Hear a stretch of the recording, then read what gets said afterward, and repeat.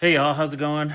Hopefully good. Did a really quick range run. I need to get this rifle broken in. This is my light varmint uh, short range bench rest rifle for 100 200 yards.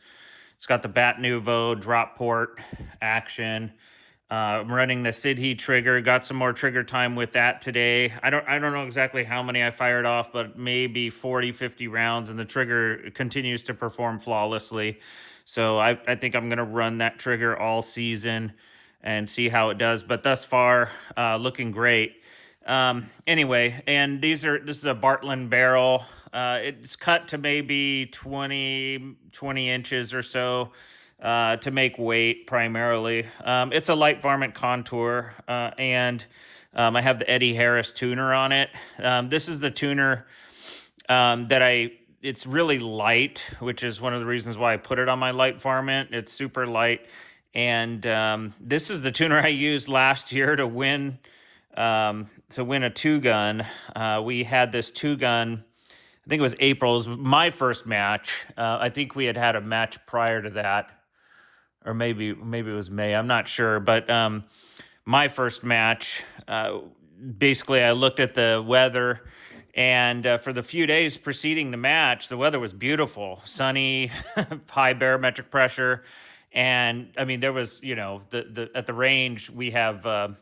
You can bring RVs and stuff, and so the RV area was just full. Like people were just coming out, great weather. And I looked at the forecast, and there was a barometric pressure drop Saturday morning. Or actually, I think it was late Friday night into Saturday morning is when it dropped, and it was forecasted to sort of maintain low pressure. So I frankly did. I was like, I'm not even going to go do low development on high pressure days. I already have the barrel, the barrel was broken in. I had it fire formed. I already did low development, kind of set the tuner where it needed to go, and knew kind of, just from my research and data on this tuner. Well, and all the other tuners I've tested did the same thing. I just turned the tuner in one hash, which with this tuner is like 1/8 of a turn. I don't know if you could see the numbers here on here. So essentially, like if let's say I had it at number one, I just basically put it at number two, just kind of turned it in 1/8 of a turn, and that compensated for the huge drop in barometric pressure. And first match, just shot really well. Came off the line, and of course, what did I hear from all the other shooters?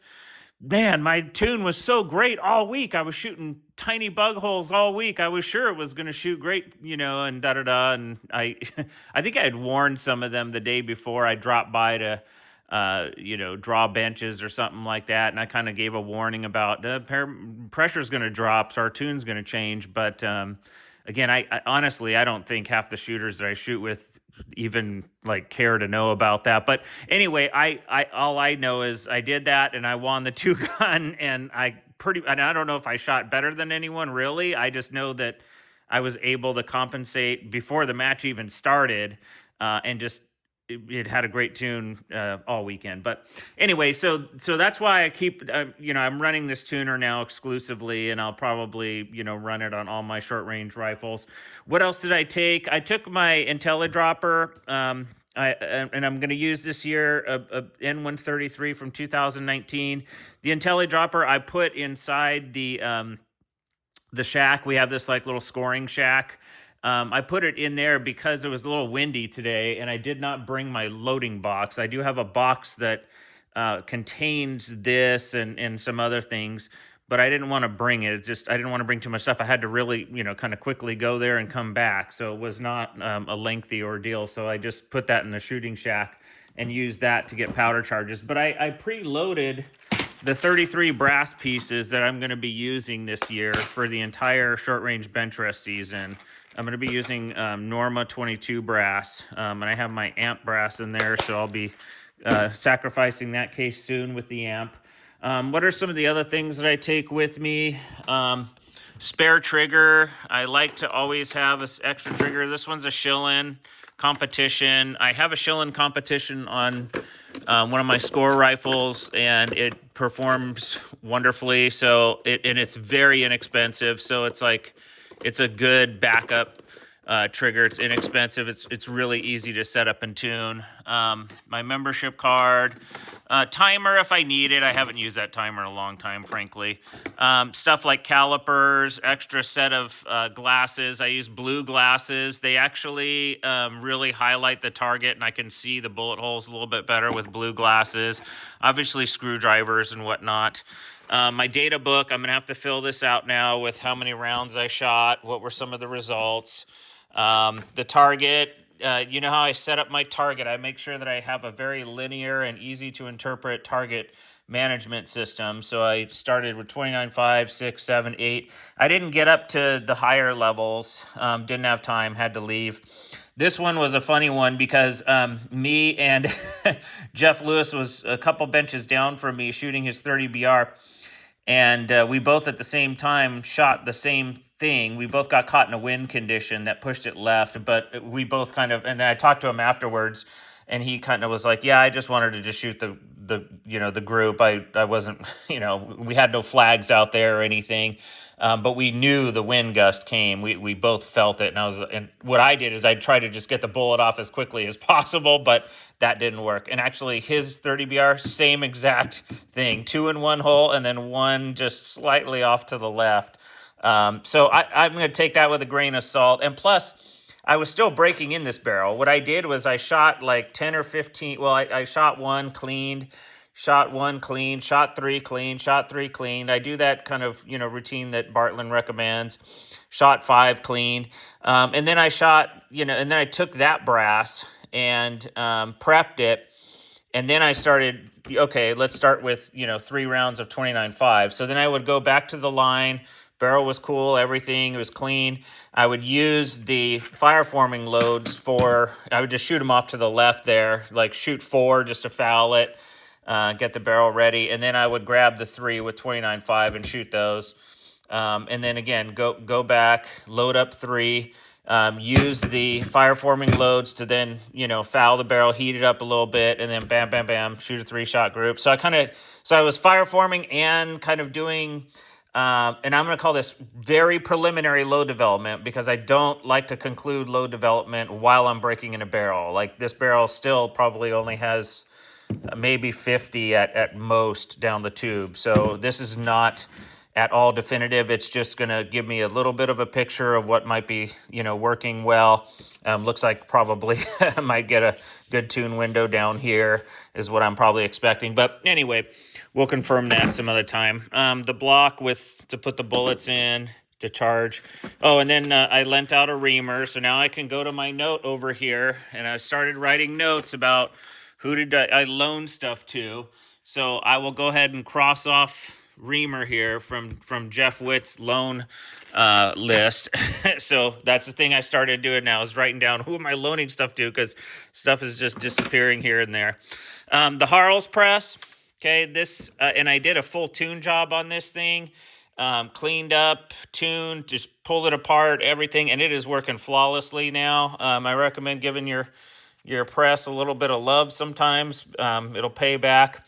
My Micron Precision die, my PMA adjuster, I definitely had to adjust. It's interesting to see that like even the headspace is very consistent with my barrels, but like different brands of brass or whatever bump differently. So I actually had to move this thing, even though I had just about the same identical headspace as the last barrel that was on there when I was using this die. I actually had to back this out about 8 hash marks to get the right bump. It was, because I guess brand new Norma brass. I don't know what I was running last year. I think I may have, no, I don't think I was. I think I was running Norma 6 PPC last year. This is Norma 22 PPC. But anyway, just be aware of that yeah, that's not interchangeable. Like once you switch a brass or something, a brass brand or a brass lot or whatever, just be careful with that. Now, this drop tube is wicked. I mean, it's, God, I don't know, 12 inches or so, maybe even more. But again, if I'm, I typically like to put in a whole lot of powder. This here is, looks like, well, it should be Velcroed to here. I have this thing Velcroed to here to catch my spent primers. Obviously, I need to now re-glue it. It's coming apart, so I'll have to re-glue that. Cloth, of course, to wipe down cases. Joker bullets, of course, my Sinclair for set up for 6 PPC. Federal 205 M's. I did bring some vials with me in case, something wasn't working well with the electronic thrower, but everything went well with that, so I didn't have to use vials. Wilson cedar, and I have the cedar for the Joker bullet on there. Another rag. This was a cool box. I forgot who I got this from. A BR shooter in Texas. Really cool little box, and it has it holds up to 25 in there. So on like rainy days or dusty days, I will put my bullets in here, close it, and then bring it to the line, and then load them into my Krautemel precision blocks. That then these attach to my my Lenzi rest here, and they go on right there on my Lenzi rest. So yeah, that's kind of a review of like the equipment. My headspace gauge. This steel wool for cleaning off the carbon on the necks. Lots of just cleaning stuff. Lots of rags. My PMA bullet puller. My PMA trimmer. This thing comes in handy. It'll if you're like, oh man, I don't want to have to like get out my drill and trim. This thing is good to get just a 3-4 thousandths off really quick if you need to. Total nice thing to have in the box. The nylon brush that I use to brush the internal necks, and just other miscellaneous stuff. I don't know why I have a dowel in here. And then of course there's some here's the Accuracy One stuff. I don't have my dial on there. Tons of extra bushings, so all of my 7+ bushings, and then my 6 bushings. I do bring some extra, springs, extractor stuff.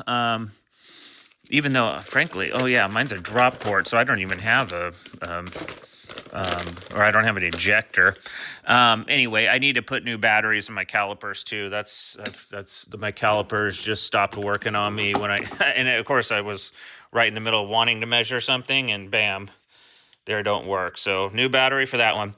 Anyway, so there you go. That's kind of what I brought to the range today. It may seem like a lot, but it all kind of fits in most of it fits in this thing here. And so it's quick to just grab this thing and go.